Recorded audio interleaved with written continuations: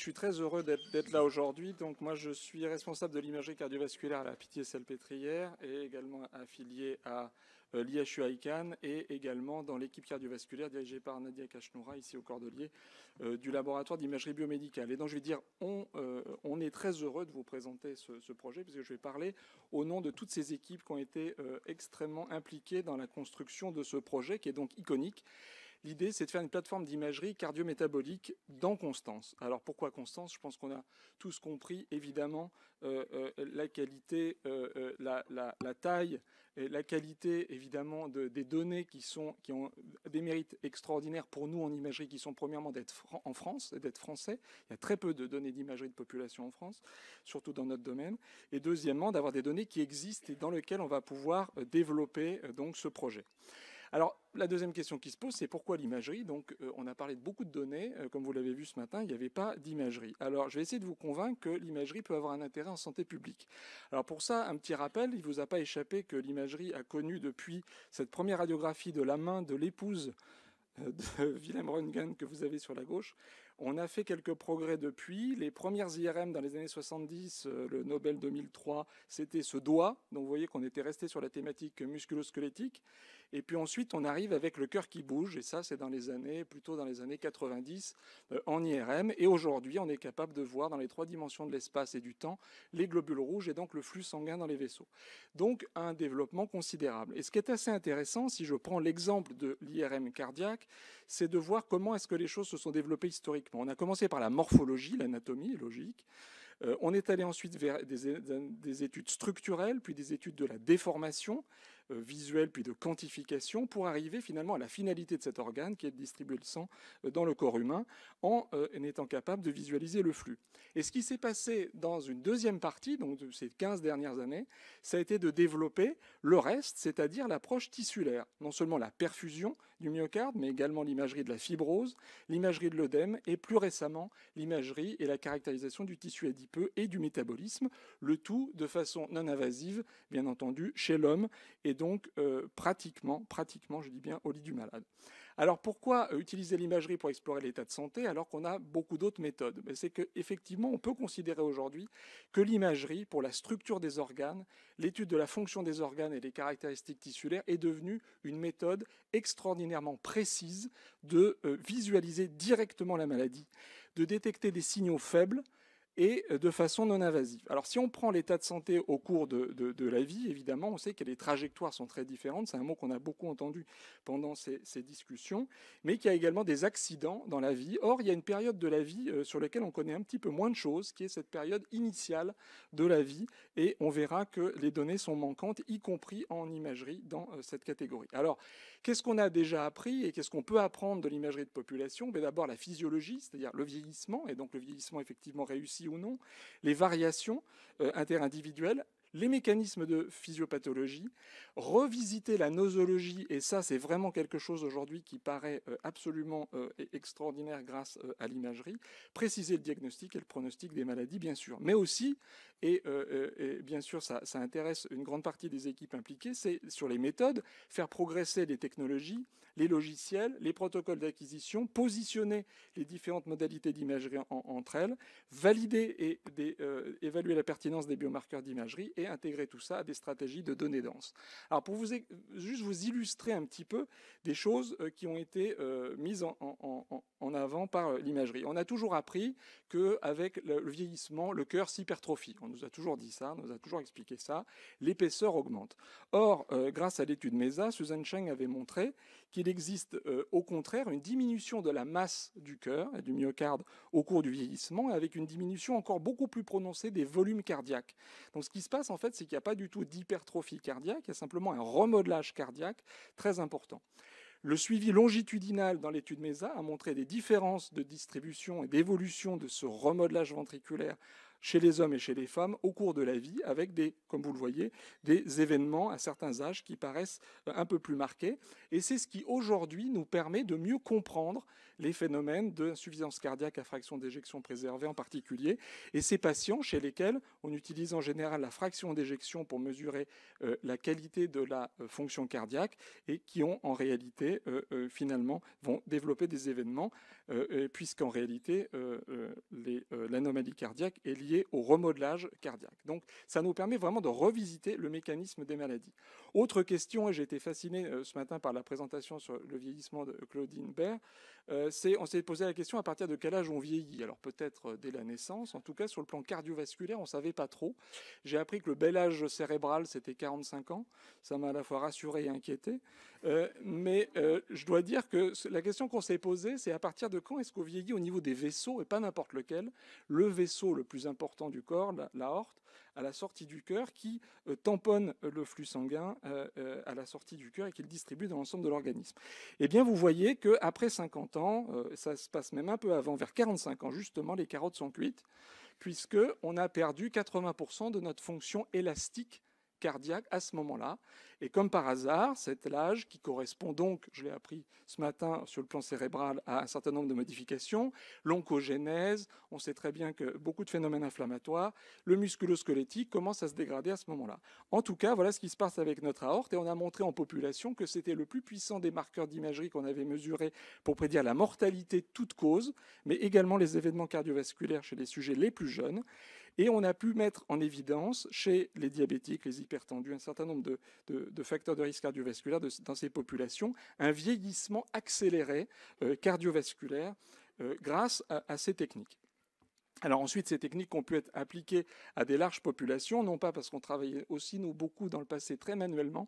Grâce au LIB, on travaille plus manuellement et on est capable de faire des analyses en masse. Donc ici, l'utilisation de techniques d'intelligence artificielle dans l'étude MESA également, avec l'étude avec l'Université Johns Hopkins, pour pouvoir analyser ces aortes. Et ici, dans la UK Biobank, voilà ce que ça peut permettre, jusqu'à 37 000 sujets ici, avec une correspondance entre cette élasticité aortique que je vous ai montrée et la dimension aortique et les différents mécanismes physiopathologiques en jeu. Et donc là, c'est très intéressant puisqu'on voit que la distensibilité est plutôt liée au facteur hémodynamique sur le plan génomique, alors que la dimension de l'aorte est plutôt liée au facteur structurel. Donc des études de ce type sont désormais possibles. Pour ce qui concerne le foie, on a parlé de cardiométabolique, vous me voyez venir, cœur et foie. Sur le foie, on a pu mettre en évidence en population la très grande, bien qu'il y ait une relation, malgré tout une très grande dispersion des valeurs en fonction du BMI.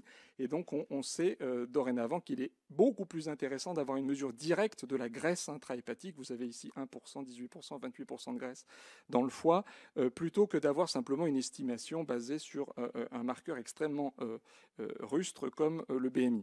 On peut également mesurer autre chose, on peut mesurer la fibrose et éventuellement l'inflammation au niveau hépatique. Ça a été fait dans un très grand nombre donc, de sujets de la UK Biobank. Et donc, dans ces maladies du foie, avoir de nouveaux biomarqueurs d'imagerie de graisse et de fibrose.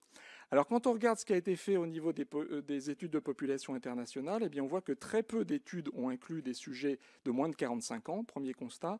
Deuxième constat, très peu d'études ont utilisé les technologies les plus récentes de l'IRM, dont celles dont je vous parle à l'heure actuelle, et en particulier les flux en 4 dimensions, l'étude de la graisse et la combinaison, évidemment, l'étude conjointe du cœur et du foie. Et donc, c'est ce que l'on propose ici dans Constance, c'est de faire donc la première cohorte française d'imagerie de population en multimodalité, à la fois échographie et IRM, du cœur, des vaisseaux et du foie, du tissu adipeux, en utilisant les dernières technologies et inclusive des sujets de moins de 45 ans. L'idée est donc, dans une première étape pilote, d'inclure 2400 participants Constance en Île-de-France, répartis de 20 à 80 ans, avec une parité, bien entendu, dans les groupes entre les sexes, et stratifier a posteriori sur les facteurs de risque cardiovasculaire et les classifications les plus récentes du risque cardiovasculaire et métabolique a priori, avec une priorité au recrutement des moins de 45 ans, puisque, comme l'a dit Marie ce matin, les patients vieillissent. Alors, qu'est-ce qu'on va faire, où est-ce qu'on va faire ça? Eh bien, la plateforme d'imagerie existe. C'est celle donc de l'IHU ICANN, qui a été financée entièrement par le PIA et qui est située sur le site de la Pitié-Salpêtrière, dans lequel les participants, les volontaires, pourront avoir à la fois l'échographie du foie et du cœur, des vaisseaux, l'IRM du foie et du cœur, et un certain nombre d'éléments supplémentaires, la mesure des pressions artérielles centrales, des produits avancés de la glycation transcutanée, de l'hématocrite, et également un prélèvement sanguin pour une analyse en biobanque. Donc en utilisant les ressources qui ont été mises en place dans le cadre du Core Lab d'imagerie, de la plateforme d'imagerie de l'IHU. Donc le sujet iconique de deux approches, à la fois IRM et échographique, du cœur, des vaisseaux et du foie.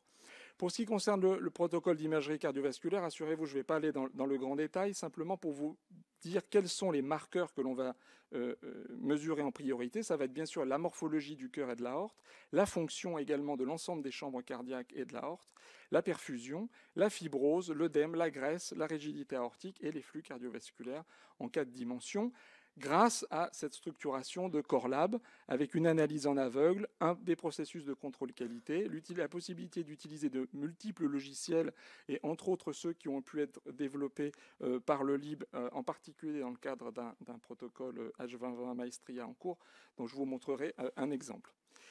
Deuxième technique d'imagerie du cœur, l'échographie, basée sur les compétences d'un Core Lab, donc aphp.su, et en particulier de Laurie Soula-Dufour et d'Ariel Cohen, qui ont une grande expérience de l'échographie en population, avec également le bénéfice d'approches qui ont été mises à la fois pour améliorer la segmentation des images d'échographie, mais aussi pour pouvoir apprendre d'une autre modalité, ce qu'on appelle le transfer learning. Par exemple, apprendre de l'IRM pour mieux segmenter l'échographie, ou bien faire des analyses d'IA directes sur les images. Et un grand nombre donc de biomarqueurs qui vont être mesurés également, de morphologie, de fonction cardiaque, valvulaire, la fonction diastolique, plus particulièrement en échographie également, et les flux cardiaques. Le protocole hépatique également va se focaliser sur les mêmes biomarqueurs principaux qui sont un peu les fils rouges, la fibrose, la graisse, donc là en l'occurrence la stéatose hépatique, la fibrose hépatique et l'inflammation. On fera bien entendu également une mesure du fer à la fois dans le myocarde et dans le foie, et puis également une approche hémodynamique à la fois donc en IRM et en ultrason. Les patients bénéficieront en particulier d'une élastographie par résonance magnétique pour étudier la rigidité hépatique, qui est un marqueur de fibrose qui commence à être extrêmement prometteur. Alors l'impact attendu, c'est d'abord sur les participants, sur la communauté scientifique et médicale bien sûr, sur Constance ICANN, mais bien au-delà. Et donc on verra en quoi ça peut être un projet structurant pour tous. Pour les participants, l'idée évidemment c'est un bilan de santé avancé, donc grâce aux compétences des équipes affiliées donc à la PHP, et qui sont les équipes de radiologie et de cardiologie qui sont impliquées. Le patient bénéficiera d'un rapport d'imagerie clinique simplifié avec la notion de savoir s'il doit ou non consulter bien entendu, et puis également repartira avec des images et un petit rapport avec lui. Pour la communauté scientifique, l'idée, c'est d'étudier la distribution des nouveaux biomarqueurs en population en France, avoir un état de santé cardiométabolique en imagerie avancée. C'est là vraiment le grand challenge, c'est qu'on fait vraiment de l'imagerie très avancée en population. Établir des nomogrammes et de définir des valeurs attendues en population saine, selon l'âge et le sexe. Étudier les relations aux facteurs de risque cardiométaboliques principaux, mais aussi aux comorbidités, aux facteurs psychosociaux, environnementaux, professionnels qui ont été largement décrits ce matin. Ça paraît des perspectives absolument fascinantes. Et sur le plan également méthodologique, il y aura des apports très importants pour l'optimisation de l'approche radiologique, la validation des traitements et des analyses d'images quantitatives, notamment avec les techniques d'IA. Et au final, on obtiendra un atlas labellisé qui permettra une approche multiparamétrique et omique utilisant l'imagerie. Un des grands enjeux, c'est qu'on soit interopérable, d'abord évidemment au sein même, bien sûr, du réseau Constance, mais également avec des cohortes internationales.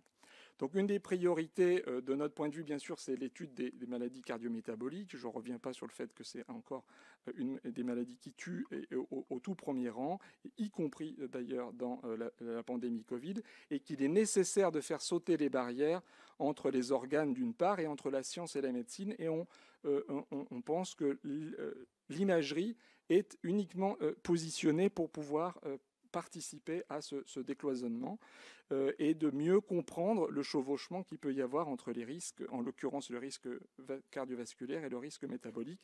Voici ici l'exemple donc chez les hommes et chez les femmes des différentes cartes de risque qui tiennent essentiellement compte de l'âge et du sexe, mais également d'autres facteurs de risque. L'idée, c'est de pouvoir aller vraiment sonder avec précision, grâce à l'imagerie, ces différences.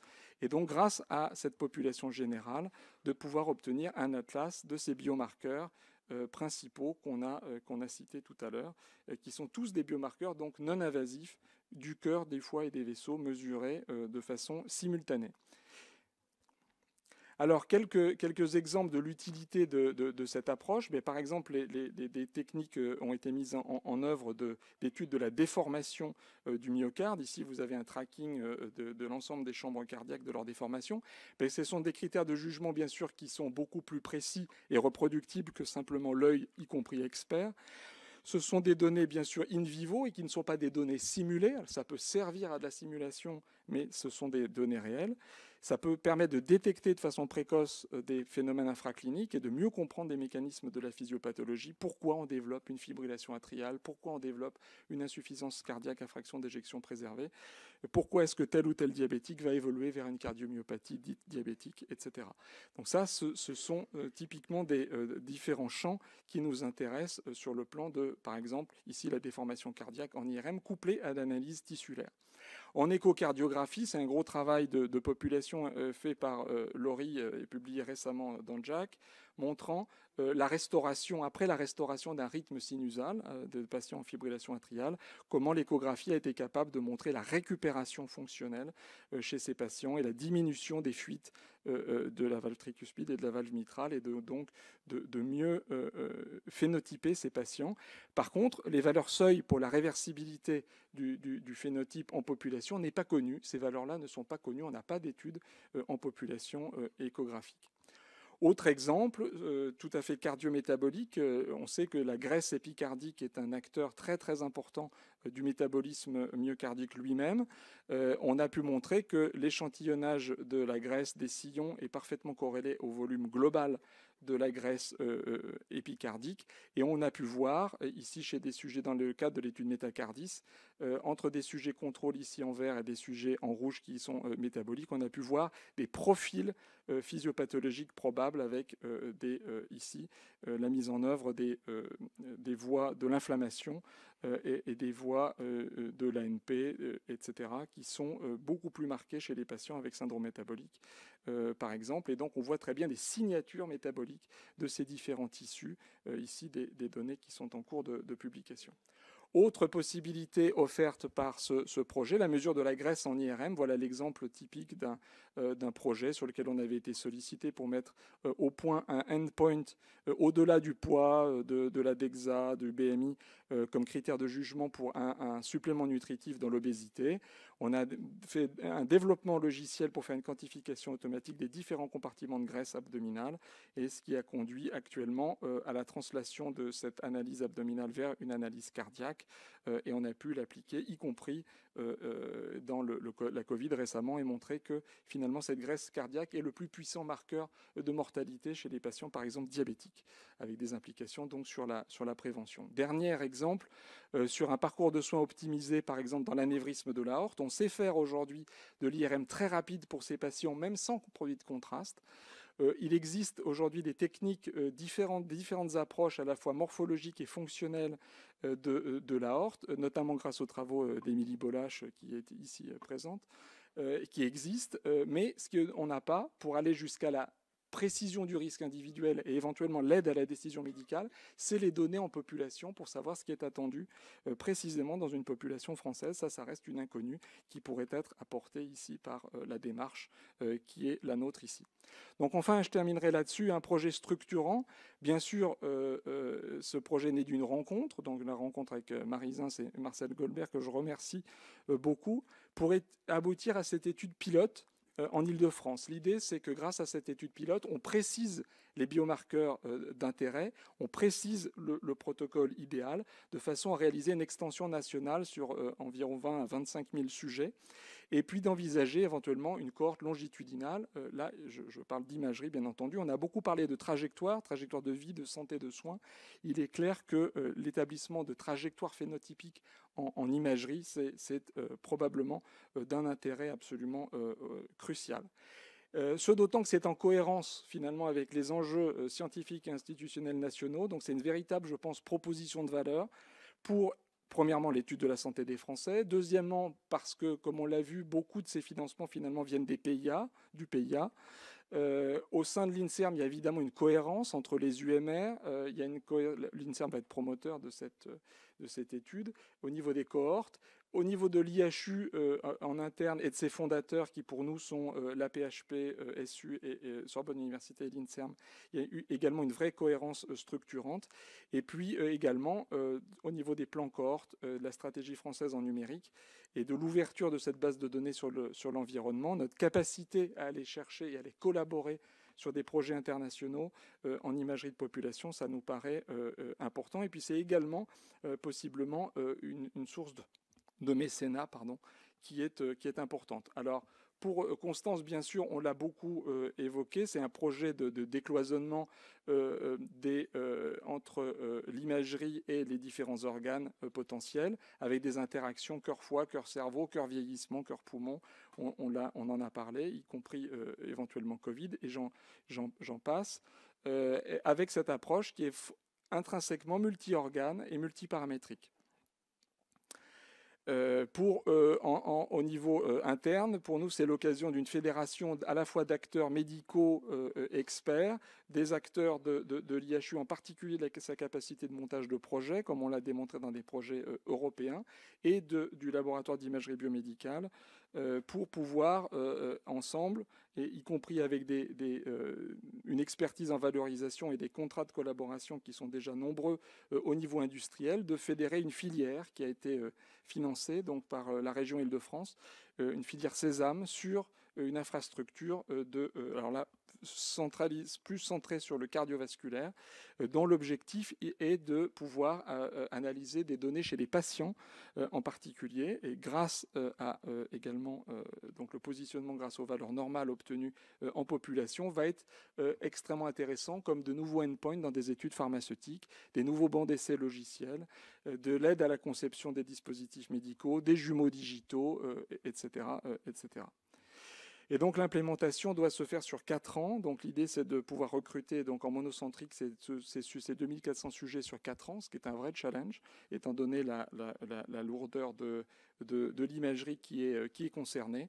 Et avec ça, je voudrais remercier la totalité des équipes qui sont impliquées, qui sont nombreuses et qui sont le cœur du projet, ainsi que nos financements, notamment un financement MSD Avenir et donc ce soutien de la région.